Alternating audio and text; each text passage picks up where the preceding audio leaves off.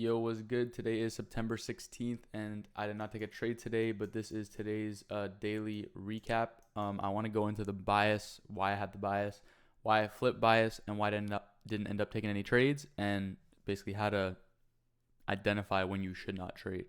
Because today was a day where if you look around on YouTube, a lot of people did lose money today, or a lot of people did not trade today, and obviously it's way better to just not trade than to lose money.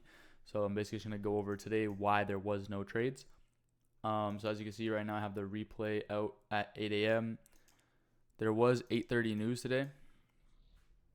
Core retail sales, whatever. Doesn't matter what it is, red folder. So I thought it was going to be a little bit better. Yesterday was obviously a no trade day as well. So if you go look back at that, you'll also see the same type of shit as today. But anyways, let me go through replay mode. So that was the 9 a.m. candle.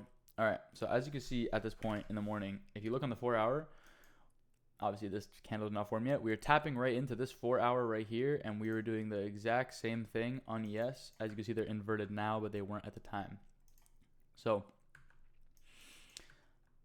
obviously I was bullish.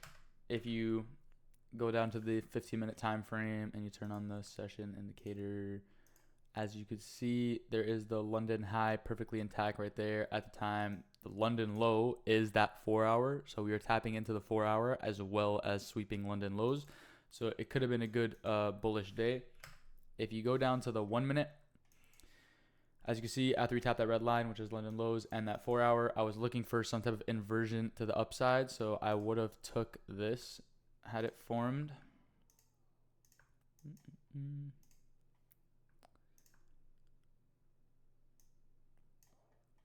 Would have definitely took something like that if it formed. There was a unfilled 15-minute gap, or there still is, right there.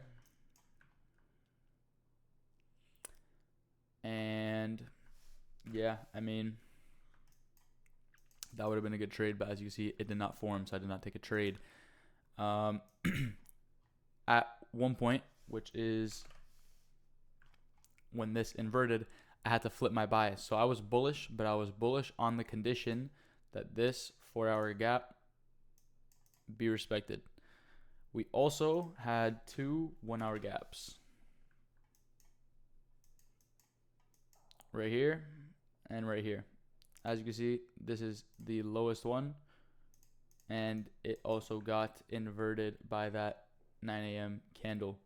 So then when it did get inverted, I was then looking for shorts. But as you can see, I had marked out this 15-minute gap because this is where I was looking to take trades off of. At this point, we had inverted it. Or sorry, at this point down here, we had inverted it. The 4 hour gap and 1 hour gap, as you can see right here. This is the 1 hour. Forgot to delete it. Basically, we had inverted it, so I just knew that we were going to have to be bearish and we were going to have to target this unfilled 4 hour gap, because this is the next logical area that we could look to see any type of like reversal off of. Discounted in the range, I believe. Discount in the current range, 4 hour. So it makes sense for it to rebalance there now, since we're not going to respect this gap. Obviously, we're basically like, you don't know when the top of the range is going to be until you start seeing bullish PD arrays fail. And as you see, we just saw bullish PD arrays fail. So the next bullish PD array and discount of the leg is right there. So I'll definitely be looking for that. But there was really no delivery off of anything today. So you can see there was no inversions or anything like that and reason to go long, even though we did have a clean sweep of London and things like that. Also, there is no bearish PD arrays even getting touched. So this is a unfilled 5 minute. Didn't even get tapped right here. This is the 15-minute we were looking at. Never gets tapped. We just keep grinding lower. I had sell side liquidity marked out because I wanted to take shorts from that 15-minute gap, but we did never end up hitting that 15-minute gap. This was our 10 a.m. opening price.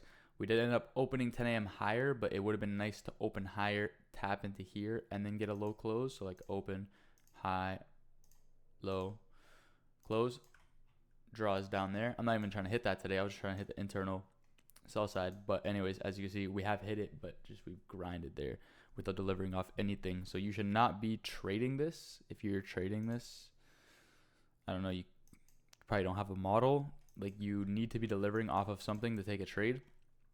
So I feel like it's just a perfect example of why you should not trade these type of days and when you shouldn't trade. Like, this is like a perfect example of when you shouldn't trade.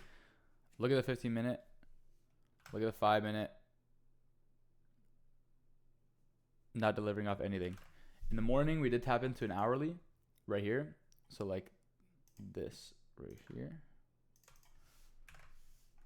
But I don't think there's really much trades you could have found. It's right here. So this is the hourly gap high. And then this was the manipulation out of it. So like, you could have took this inversion for value gap right here. And if you did not go break even, look how much it misses your stop by.